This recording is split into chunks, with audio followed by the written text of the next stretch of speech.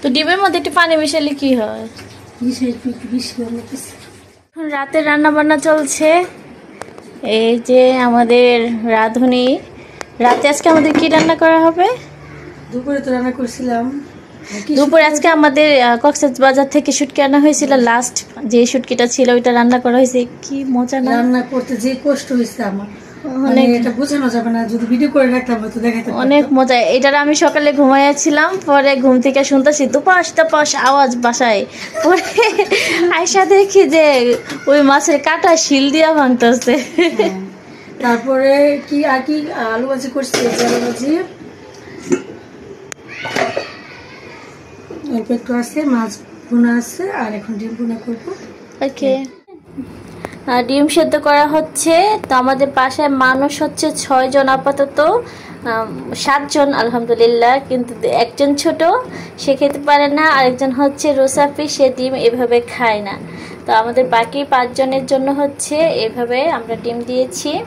এখন সেদ্ধ করব, তারপরে হচ্ছে রাতে আজকে ডিম আছে। তারপরে এখানে দেখতে পাচ্ছ আলু ভাজি করছিলাম, আলু ভাজি আছে। আর শুটকিটা দুপুরে শেষ হয়েছে, অনেক মজা হয়েছিল। তারপরে এখানে হচ্ছে মাছ আছে, মানে মাছের মাথা, তারপরে লেজ দিয়ে হচ্ছে রান্না করা হয়েছিল ভুনা। তো এগুলো আজকে আমাদের খাওয়া দাওয়া। ডাল থাকলে একদম কমপ্লিট হয়ে যেত, কিন্তু আজকে ডালটা ছিল না। মিষ্টি আলু খাইছি আমি।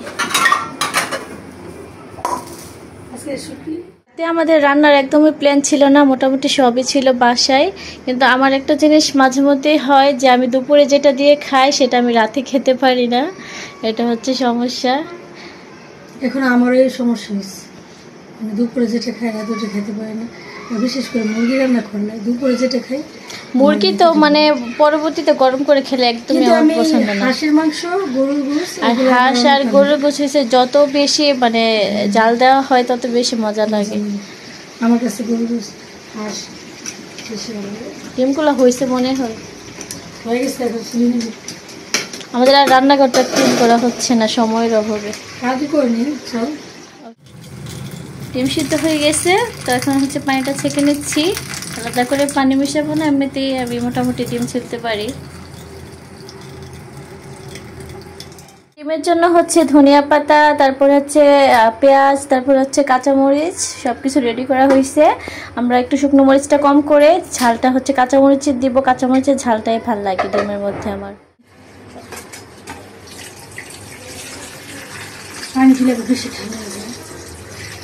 ঠান্ডা মা, ডিম ঠান্ডা হইলে কি হয়েছে? তরকারি রান্না করলে তো এটা আবার গরম হইব, নাকি কি যুক্তি রে বাবা।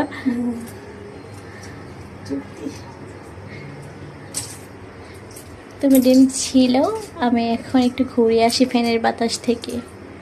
আচ্ছা ঠিক আছে, বাই।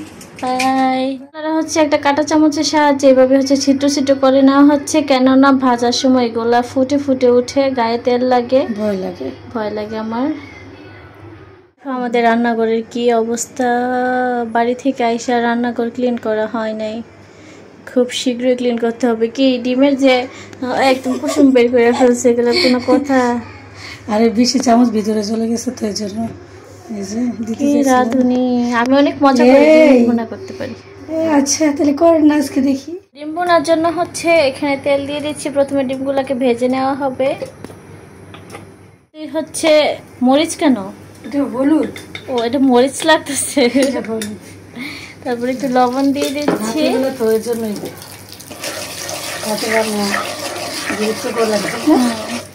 না, আমার রাতে ভালো লাগে রান্না করতে। এখন ডিমগুলা ভেজে নেওয়া হচ্ছে। সবাই মানে জানতে চাইতে পারে যে আগে দিচ্ছি 5টা ডিম, এখন একটা কম কেন? একটা হাদিয়া খেয়ে ফেলছি। হ্যাঁ, তো ডিমগুলো হালকা একটু ফ্রাই করা হয়েছে, এখন হচ্ছে তুলে নেওয়া হচ্ছে। এই তেলে হচ্ছে পেঁয়াজগুলো দেওয়া হচ্ছে।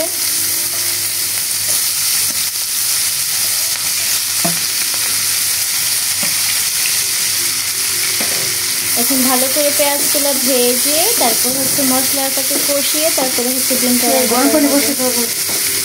ঝোলের জন্য এখানে হচ্ছে আমি কেটলিতে পানি বসাই দিচ্ছি গরম হওয়ার জন্য।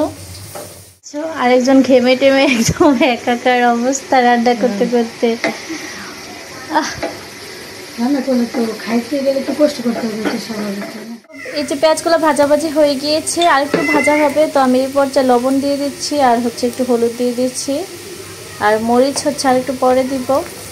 আমাদের পানি গরম হয়ে গিয়েছে, এখন হচ্ছে বাকি মশলাগুলো দিয়ে দিচ্ছি। ধনিয়ার গুঁড়া, তারপর হচ্ছে মরিচ। মরিচ তো আমরা একটু অল্পই দিব, কারণ কাঁচা মরিচ দিব।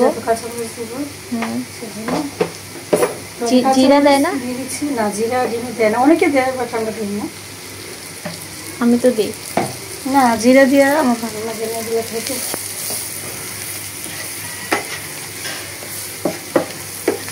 কি সুন্দর লাগছে না কাঁচা মরিচ গুলো।